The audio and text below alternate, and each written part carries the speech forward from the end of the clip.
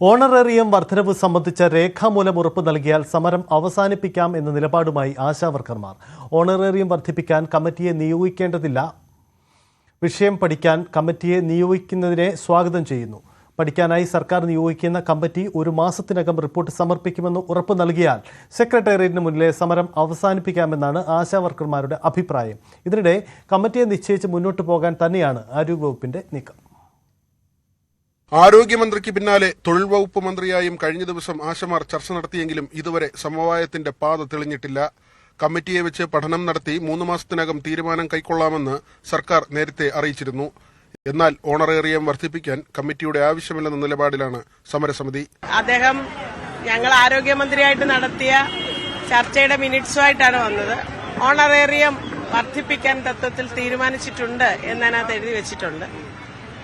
നമ്മള് പറഞ്ഞു നമുക്ക് അങ്ങനെ എഴുതി വെച്ചുകൊണ്ടായില്ലല്ലോ, അതൊരു പ്രഖ്യാപനം വേണ്ടേ. ആ പ്രഖ്യാപനം ഇല്ലാതെ ഞങ്ങൾക്ക് പോകാൻ കഴിയില്ല എന്ന് അദ്ദേഹത്തോട് പറഞ്ഞു. അപ്പൊ അതിന് പ്രയാസമാണെന്ന് അദ്ദേഹം പറഞ്ഞു. ഇപ്പൊ 2 ദിവസം കൊണ്ട് തീരുമാനിക്കാവുന്ന കാര്യമല്ലേ ഉള്ളൂ ഒരു തുക പ്രഖ്യാപിക്കുക എന്ന് പറയുന്നത്. കമ്മിറ്റി എന്ന് പറയുന്നത് ഈ സമരം നിർത്തിപ്പാൻ നമ്മളോട് ആവശ്യപ്പെടാൻ വേണ്ടിയിട്ടുള്ള ഒരു സജഷൻ മാത്രമായിട്ടാണ് നമ്മൾ. നിലവിൽ ആരോഗ്യവകുപ്പ് നിശ്ചയിച്ച കമ്മിറ്റിയെ ഉടൻ പ്രഖ്യാപിക്കും. ആശമാരുടെ കാര്യത്തിൽ സർക്കാർ അങ്ങേയറ്റം വിട്ടുവീഴ്ച ചെയ്തിട്ടുണ്ടെന്നും ഇതിൽ കൂടുതൽ ഒരു സർക്കാരിനും ചെയ്യാനാകില്ലെന്നുമായിരുന്നു തൊഴിൽ മന്ത്രിയുടെ പ്രതികരണം.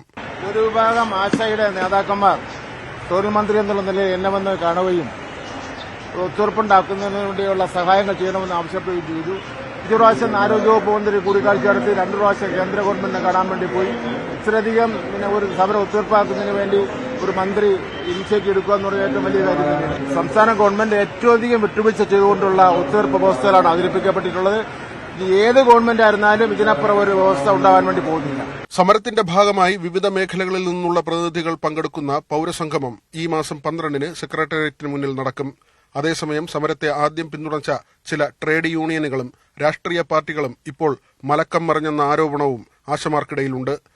അനിശ്ചിതകാല രാപ്പകൽ സമരം 58-ാം ദിവസവും നിരാഹാര സമരം 20-ാം ദിവസത്തിലേക്കും കടന്നു. ന്യൂസ് 18 തിരുവനന്തപുരം.